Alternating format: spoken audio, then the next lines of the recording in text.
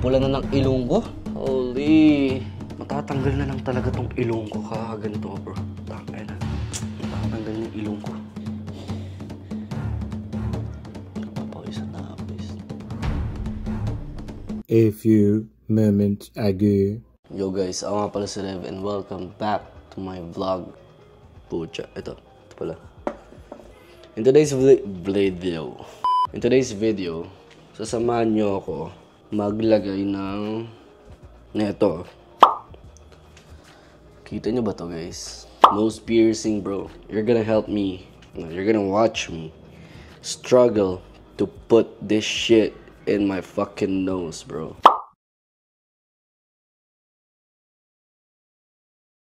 This shit is so fucking painful, bro. I'm not even kidding.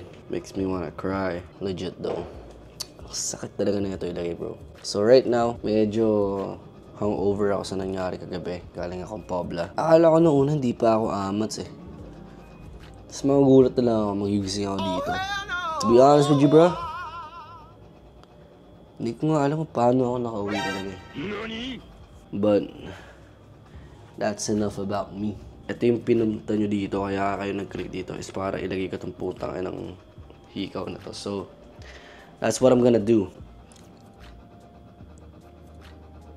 So, una mong gagawin is, nalagay mo to dito eh.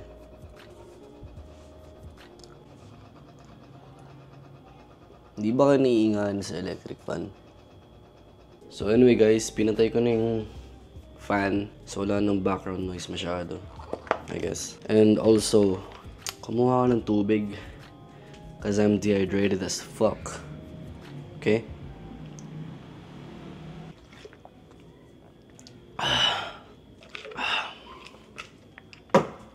Ang useful na itong face tracking ng camera ko, bro. It's so fucking cool.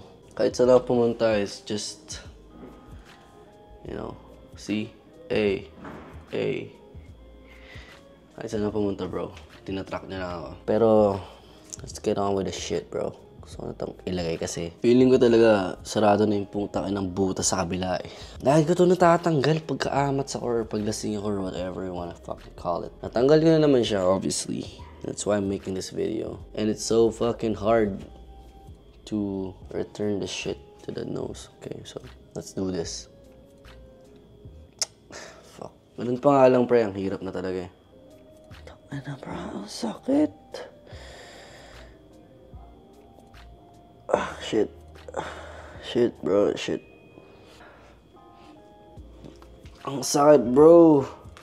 Holy. Ganito na siya kalala, bro. Look at the shit. Magpapatulong na ako. Nalagay ko na daw ba? Sabihin ko, syempre hindi pa. Kaya ko siyang ilagay until this. Pero hindi pa rin siya nakalagay eh. Oo, hindi pa rin siya nakalagay, bro. It's only halfway there. Hindi siya pumapasok sa kabilang butas eh. I'm just worried na baka sarado na yung other hole. If you know what I mean. Joke. Baka sarado na yung kabilang butas talaga, pre. Tang ina. Shit. Isa pa. Tatanggalin. Ay, nasakit talaga, bro. Masakit talaga siya, pre.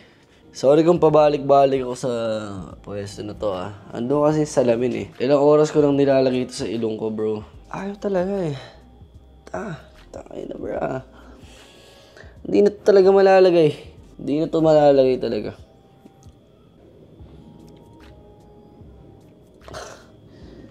Hindi siya nalalagay talaga. Pucha. Hindi siya. Tignan mo ah.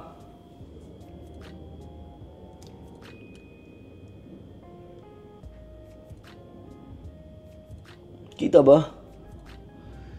Hindi siya all the way through. I swear to God, bro. Pucha yun, nakit na yung chan ko. Natatain na ako, guys. Natatain na ako, chat. Ano ginagawa ko? Tangin na amat spot talaga ako. Like, lasing pa ako. Iniisip ko nga kung legit ba ako sa ginagawa ko. Wala na kasi ako mga content, guys. Kung vlogger din kayo, or kung YouTuber din kayo, you know what I fucking mean. Ang hirap talaga. Like, mag-isip ng content. Or sometimes you think of a content but hindi mo magawan ng paraan para gawing totoo yung content na yun. If you know what I'm fucking saying, bro. Parang ang hirap gawing reality ng naiisip mo. Something like that. Ito na naman tayo. Shit. Tatay na ako talaga. Gusto ko mag-yosi na lang. Pag ito wala pa rin, yosi na lang siguro ako saglit. Tapos babalikan ko yun.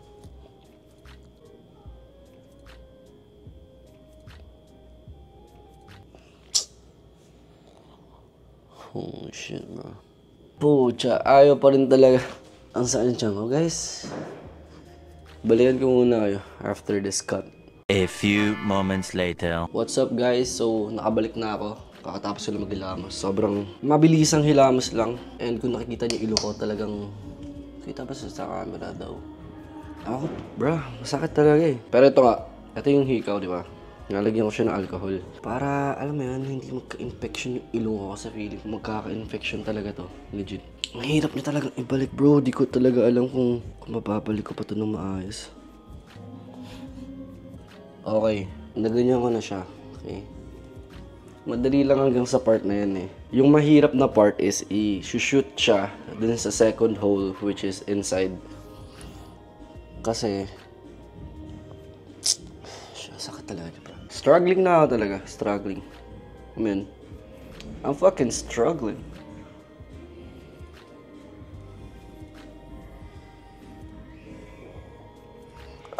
Shit. Ang sakit. Hindi pa rin.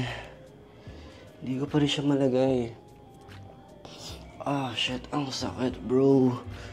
Nailan na ba kayo? Nakaano kasi ako eh. Shit. Ang sakit talaga, bro.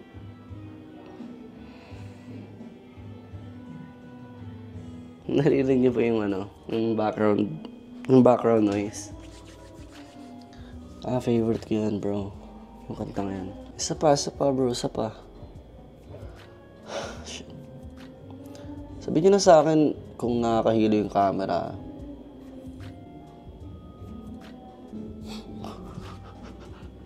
Maluluha na ako dito. Shit, ayaw niya talaga pumasok doon sa kabilang butas. It's taking forever for me to put this back in my nose. Pero sa akin lamunan. Not to mention, I'm so fucking hungry right now. Wala pa akong kain. Yung last kain ko is bago pa ako pumunta ng Pobla. Anong oras pa yun? Like alauna? Or mga 12:30 a.m. Something like that. Anong oras na ba? Shit. Almost 24 hours na pala ako walang kain. Pero who the fuck cares, bro? Right? See, it's not working. It's not working, bro. Please tell me hindi pa nagka-close yung nandun sa... Hindi pa naman siguro. Sana. Hindi, ganito lang kasi yan ha.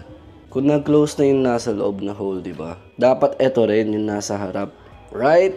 Tangina, mag-isa ako ngayon nagsasalita sa kwarto ko. Ano kasi ang pamilya, bro eh. And that's not even a fucking joke.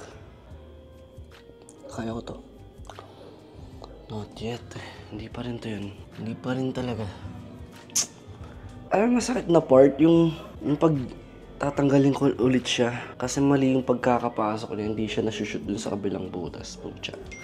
Kala ko naman nag-text yung bebe ko. Naalala ko, wala nga pala ang bebe. Di pinaplano. Lahat ng ito nawala, no. Iniwan mo ko. It's still wrong, bro.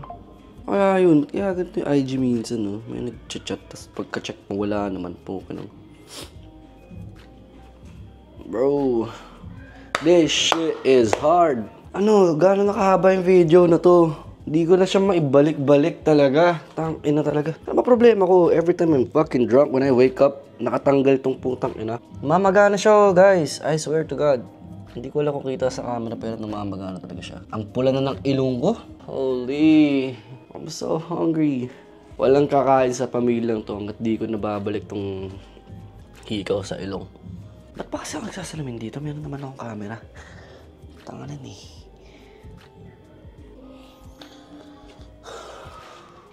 Mali pa rin eh. Bakit kaya? Sarado na ba talaga yung butas sa loob? It's not even painful anymore. Feeling ko like, I mean, like namanhid na yung putang ina. Kaya hindi na siya masakit. Matatanggal na lang talaga tong ilong ko. Tangay na. Matatanggal yung ilong ko.